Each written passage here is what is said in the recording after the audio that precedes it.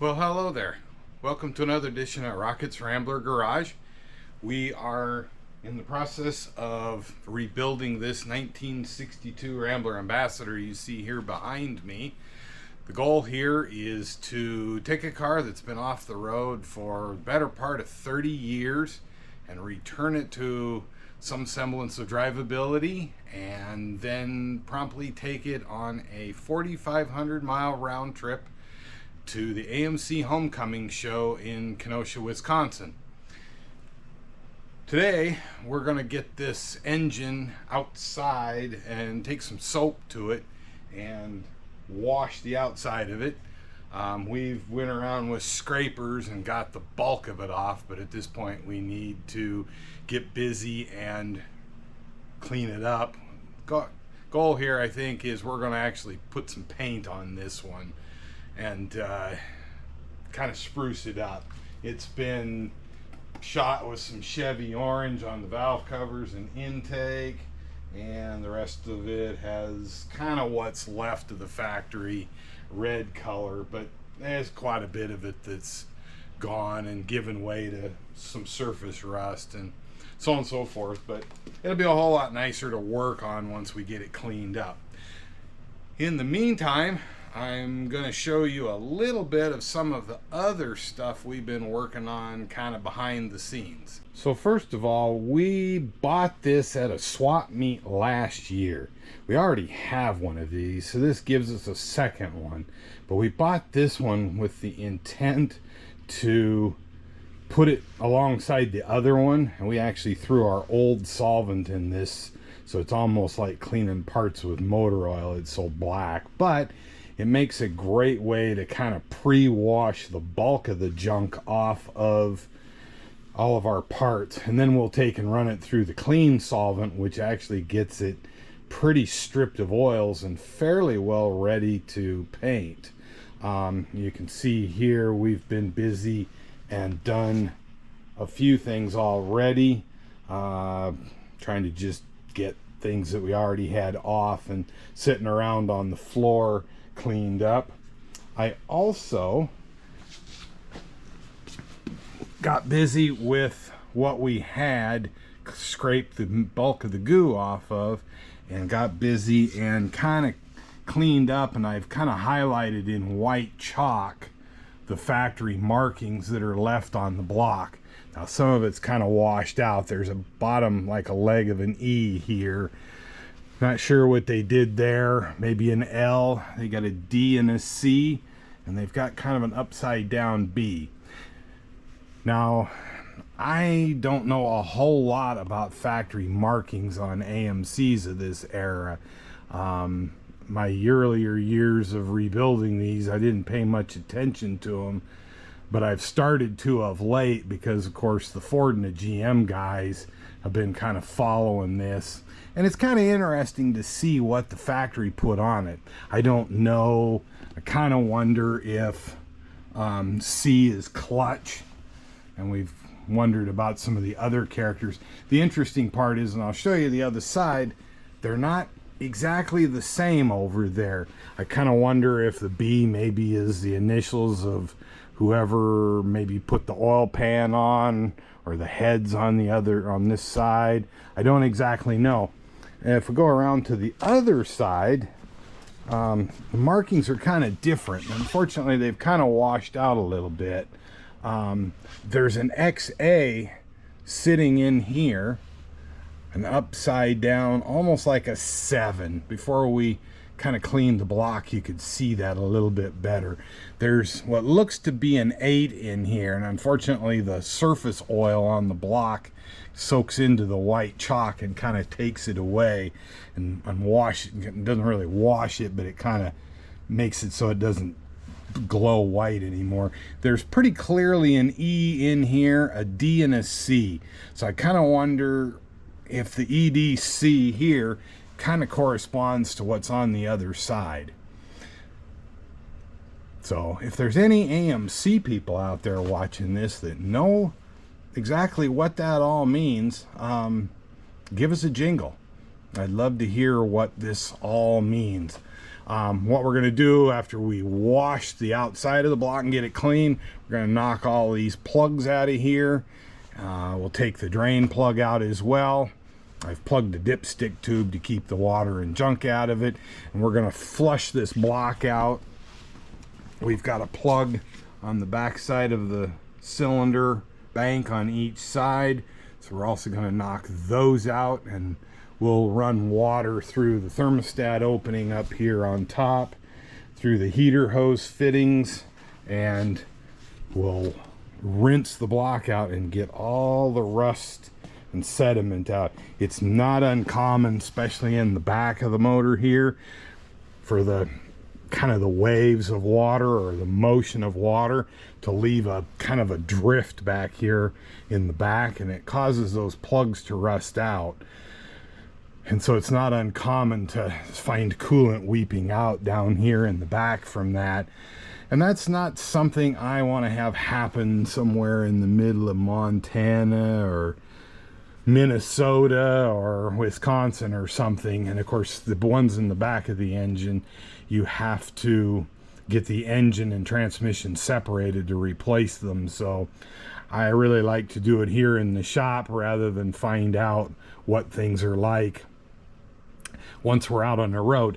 I did get a nice surprise with the fuel pump off here before I put this delete plate on here to keep the water and junk out of the block. I did go in with a flashlight and a little fish hook wire and move the timing chain back and forth, and the timing chain I'm pretty sure has been replaced on before, and it's pretty nice and tight. It's got a cast iron cam gear in it, which is great. These originally came with a nylon coated cam gear, which unfortunately the nylon with age gets very brittle and starts to crumble and disintegrate. It winds up down in the oil pan where the oil pump picks it up and clogs up the oil pump pickup screen with timing chain teeth, which then starves the engine bearings for oil, especially if you're running, you know, 65, 70, 75, 80 on the freeway, where they really need more oil at that point because of the higher RPMs. They'll take out your bottom end bearing. So it's really nice to see somebody's been in and replaced on that, because that's one less thing we won't have to do. We won't have to pull the water return manifold off. We won't have to go in and mess with the seal between it and the timing chain cover, and we won't have to pull any of this off. My only hope is that front main seal isn't in too bad a shape and isn't leaking too much. It's so gooey on this engine, you really can't tell what leaks and what doesn't. So that's one of the big parts about degreasing these things.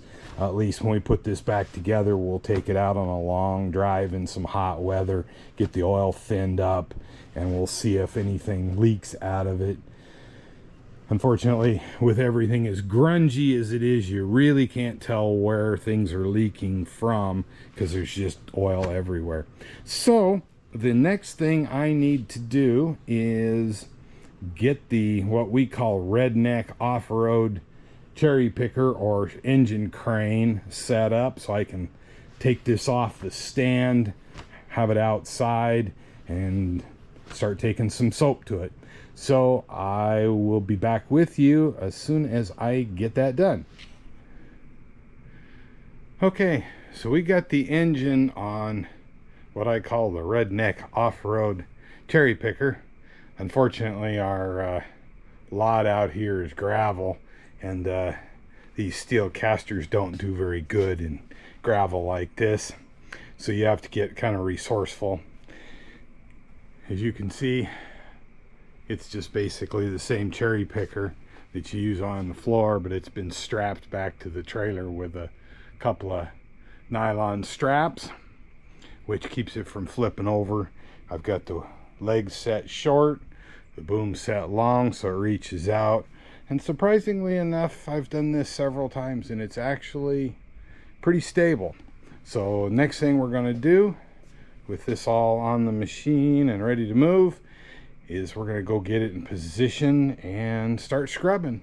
Okay, we're ready to start scrubbing.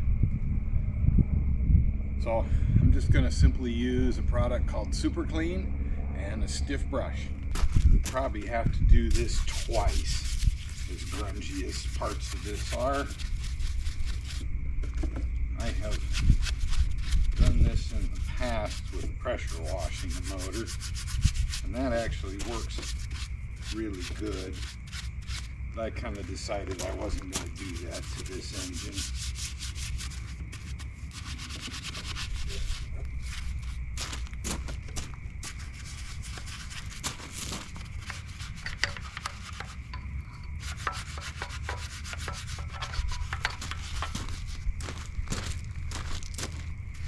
Does, however, make them a whole lot nicer to work on if you should have to make a repair at some point, either in your trip or anywhere else along the line for that matter.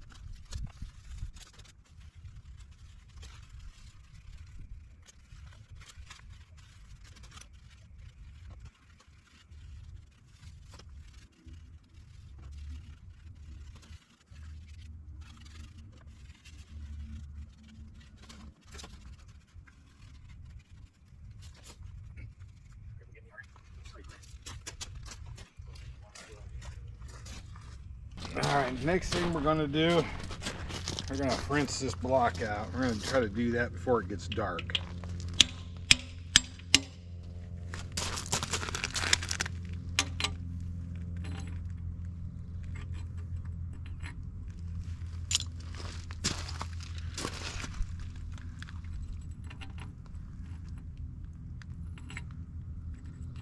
You're going to be a devil to turn.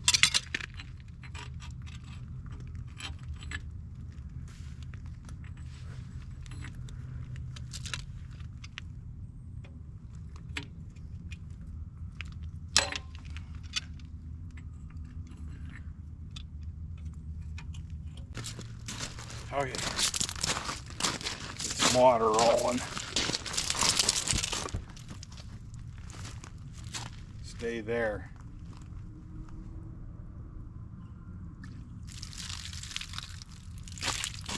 Increase volume.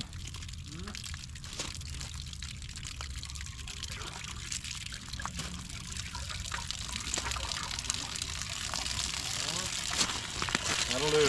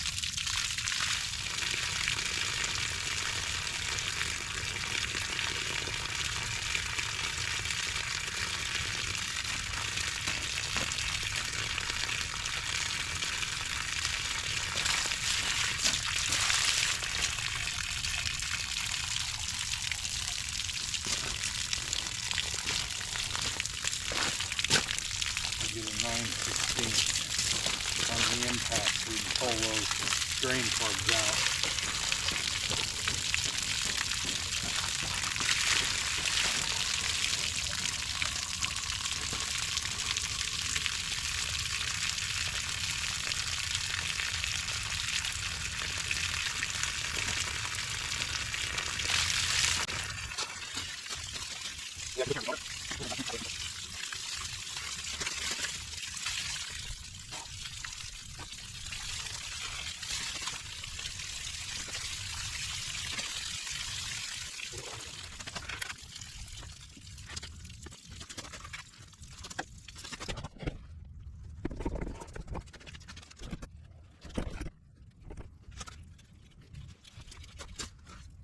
Well, there you have it.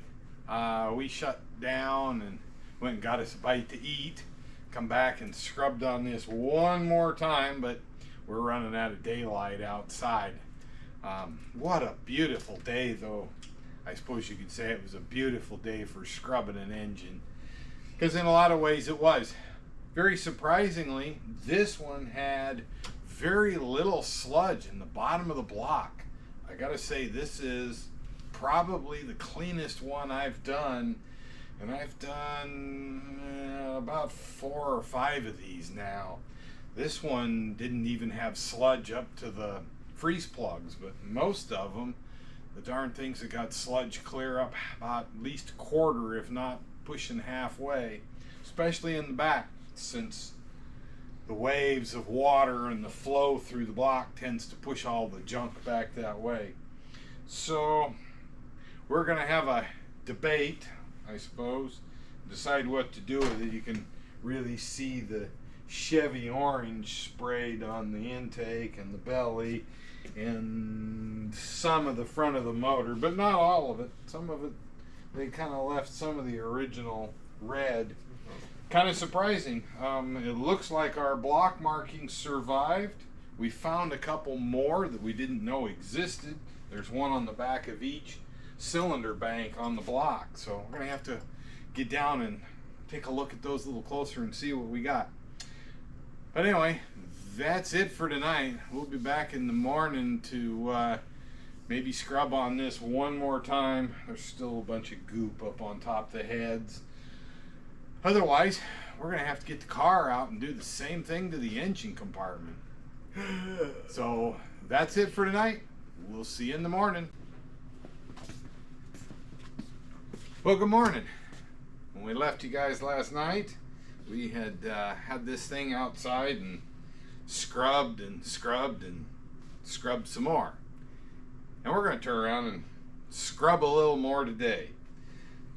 We had a little discussion offline last night, and we like it a lot, but the patina is just a little bit more than the car probably deserves. So we're going to spruce this up, put a coat of paint on it. So to do that, we got to do a bunch more cleaning on it and really get it ready. I got busy this morning and wiped some of the bigger offending areas down a little bit with some brake cleaner just to try to get the bulk of the goo off, and we'll run it outside here in a little bit and put one more hose down of super clean on it and try to get a little bit more of the gunk off of it and make it to where the paint will stick. One of the things I did, we did find markings from the factory on the back of both cylinder banks, so I mapped those out and did a scaled drawing. We were able to determine over here on the right hand side that 7 I thought was a 7 is actually a 4, so there's a 48 over there for a number to go in the same location as a B over here. We don't know what that means exactly, but it'd be kind of cool to find out. So one thing we'll do again in Kenosha is see if we can get a hold of a couple guys there that actually worked at the factory. The guy that actually owned this car knows them, so I'm kind of hoping he shows up so we can say, hey, introduce us to your 2 IE buddies that worked over there, and see if they can tell us anything they might know about that, since they worked a lot with the factory people back in the day. We talked about kind of painting it and recreating those markings, but we've been talking, and I think what we're going to actually do, since the factory never really painted the bottom side of the block much, it was more of a top and front sort of thing. I think that's kind of what we're going to do to repaint it, and then we're going to clear coat the factory marking stuff on the side and kind of give it a lot the same look as the factory and preserve those markings rather than paint over them and then have to redo them with a paint pen. And it'll look a little bit more like we did at the factory back in the day. This water return manifold's pretty rusty, so one of the things we have decided we're going to do, we're going to take this and sandblast it. We're going to pull the intake off when we're done washing and sandblast it along with the exhaust manifolds. So that's going to be the next thing we're going to do. Then we're going to get this outside and do a final scrub down on it, and then we're kind of blessed. Yesterday was just beautiful here, and today isn't raining. Last weekend was just a deluge, and before that we had about 3 weekends of sub-freezing weather. So I think the next thing when we get done cleaning this, we're going to find a place to stash it aside out of the way, and then we're going to actually attempt to roll the car back outside and wash the engine bay down in there. I did a little bit of buffing on it on one section to kind of see how it looks, and it's gonna look pretty nice if we can get it to look as clean as the rest of the car where I buffed it does. So without further ado, we're gonna get this motor back outside and do a final scrub down on it. All right, we're back. We spared everybody the 2 or so hours we spent with this thing back outside hanging from the hoist, but we took another run at degreasing it, actually 2 more runs, and we got it back here on the engine stand. So we'll have some final cleaning and stuff to do to get it ready for paint. There's still a few spots. We got to check everything real careful, and we got to pull the intake and a few other odds and ends for sandblasting purposes. In the meantime, we're going to stow this back away, and the next thing we're going to do is take advantage of the fact it's not raining horses and cows today to roll the car itself outside and do a little degreasing on the engine compartment. I'm kind of hoping that the super clean takes off some of the damage and an orange and stuff on the engine compartment from the formerly leaking radiator. So we will be back with you here shortly when we get this stowed away and get ready to pull. We're going to pull a cross member out and get us some room to actually stand in the engine compartment. It's just like a jungle of motor mounts and cross members and stuff like that. So we got to make some room to get around. So we'll be back with you shortly. Okay, so they got a couple bolts here holding the cross member and holding the transport tie downs for when they ship these by rail car. They have ears at all 4 corners to tie these down on rail cars for shipping from factory to Timbuktu. So I'm gonna work these brackets off on both sides, and we got to take these horns here off back here, and then we'll take the last nut off the stud on each side.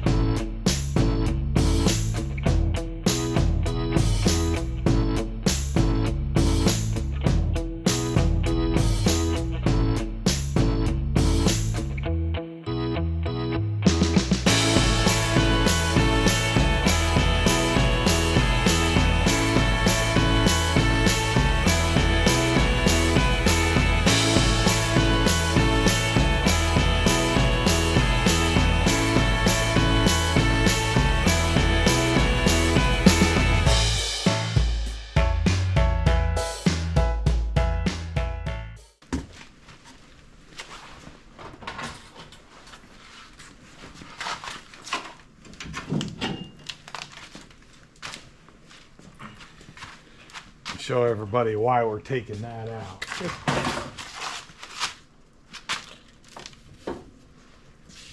Yeah, she's gooey.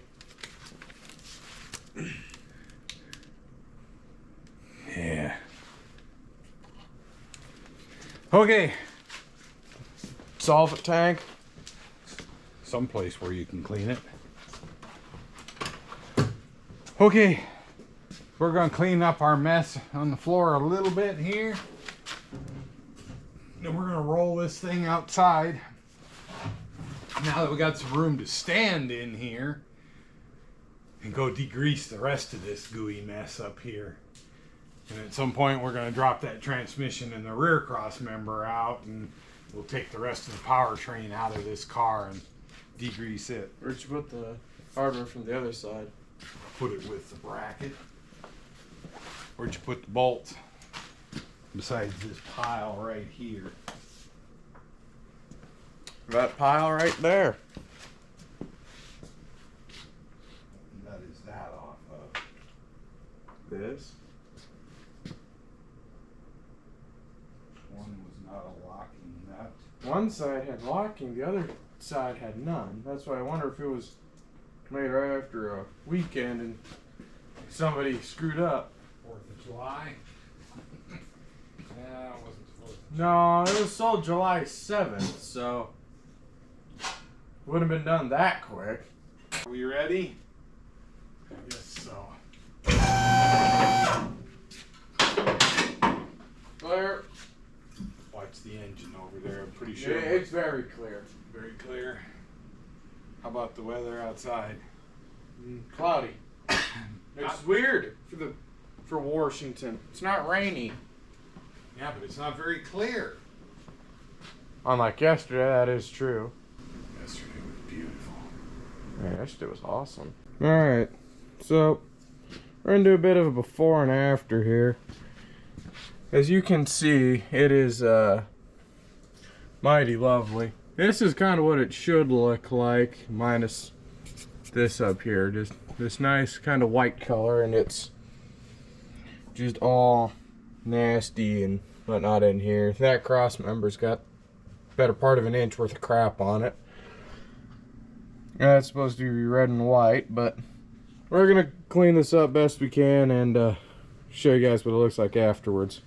Alright, we got the car back in after we degreased the engine compartment. We didn't touch the cross members, but we did decide to touch our steering box here, and as you can see, it kind of looks a little different. We're gonna have fun though, because the goo pucky they stuck in place of a grommet down there for all the wires and stuff that go into the cab of the car kind of broke off on us while we were pulling it all apart. But we can fix that. We got plenty of stuff to do so. But in the meantime, this is our next goal. Got to take this off. Alright, well, how to pull the intake off. Got a little bit of water in there. Yeah, I know. Alright, meep meep. Besides, this probably won't work. Nope.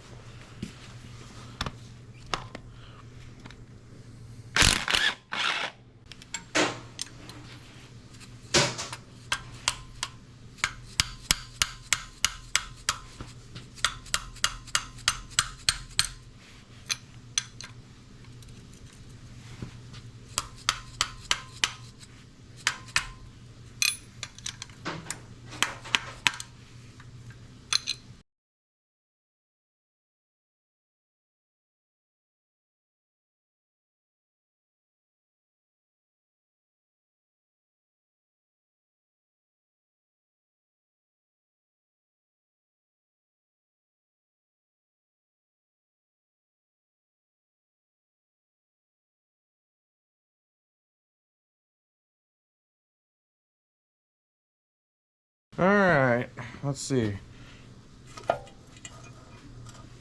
Just like that, we have a big old intake. Those manifolds are a little heavier than they look. They're not quite Ford FE heavy, but they are definitely a little on the heavy side.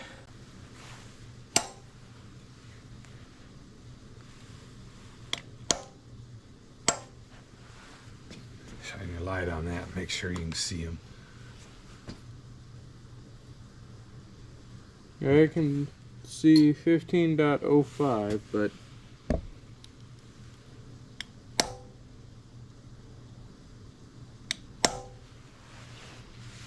that I can clearly see. Alright, and you can tell the dimple sticks down, so we can tell which way goes down. Now, it's not horribly uncommon for these to come out, but, well, optimally you don't want the whole stud come out, but if it does, just be nice to them.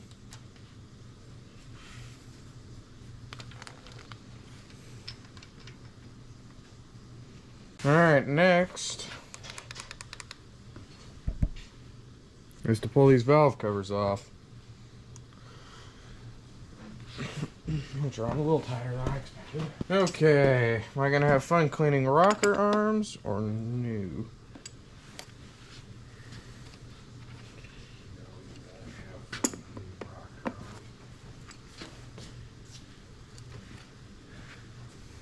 I might.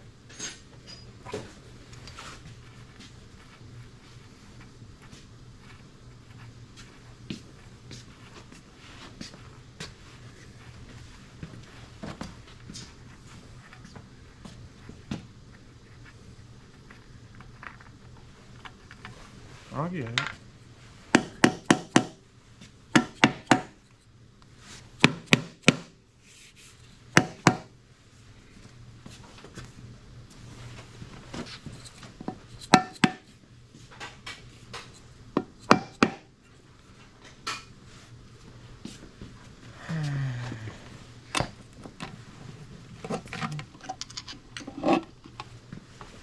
I got it. Hold on.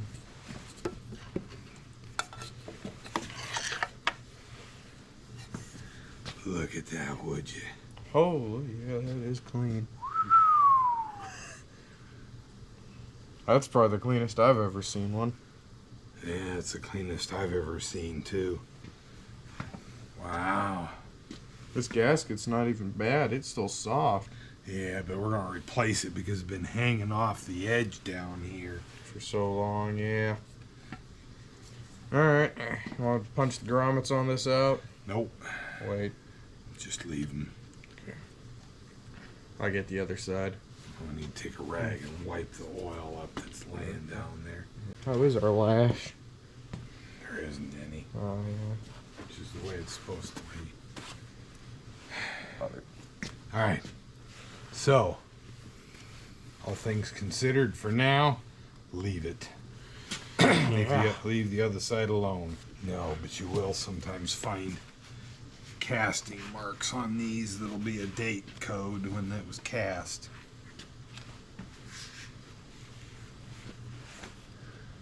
$510.62. God, how generous these intake ports are. Let me have your light for a second. Yeah, it's got some decent sized intake ports.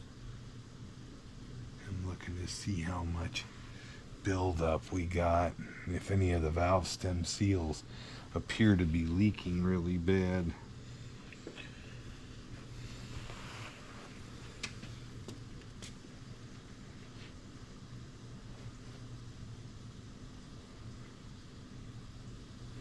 Don't appear to be leaking too bad. You can see the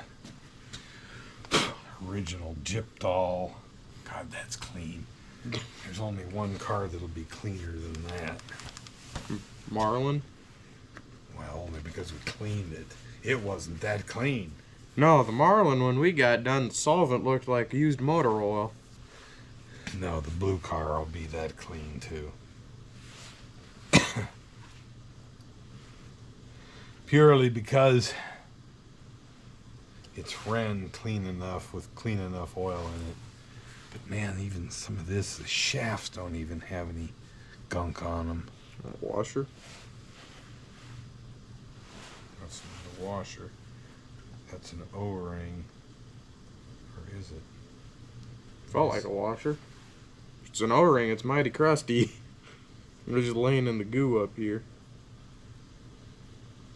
Yeah, except I think what that actually is, that is the gasket off a Holly carburetor. for the sight plug on the side of the Holly. Might be. Get you guys a better shot of what this all just sheer looks like. I mean, it is just absolutely spotless. There's one of the drain holes.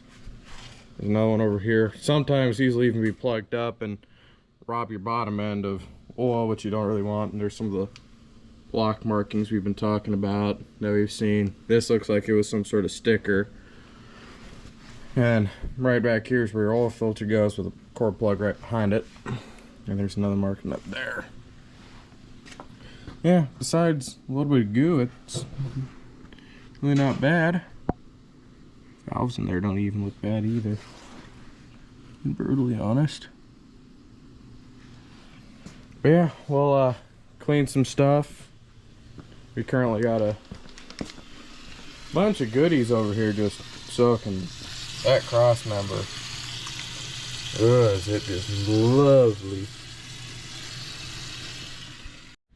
Alright, so since we're shipping the exhaust manifolds off to get sandblasted, and we don't want our nice machined end here getting all sandblasted, I'm going to show you how to just protect it. All you need is a little bit of duct tape and a sharp razor blade knife. To do so, all you're going to do is just take a piece of duct tape, lay it up across, work it in.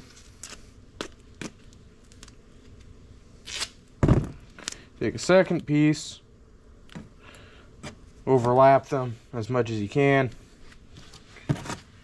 And once you do that, take your razor blade, be careful while doing this, don't get stitches. And you just take this, pull straight out. It will rip at spots, but oh well, it'll live. And flip it over, make sure you got everything, which you'll have little tufts of stuff, but you really don't want much hanging out, because otherwise sandblasters, they got so much air moving through, they will literally just rip it straight off.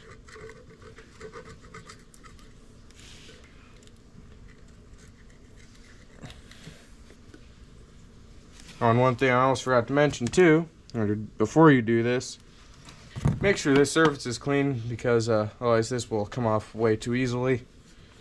And work it in a little bit more, check it. This case, this little spot right there. Take the knife out, just poke myself first in the process. God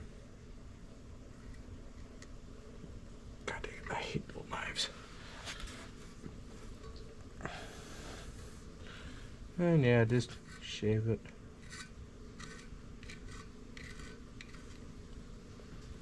There you go.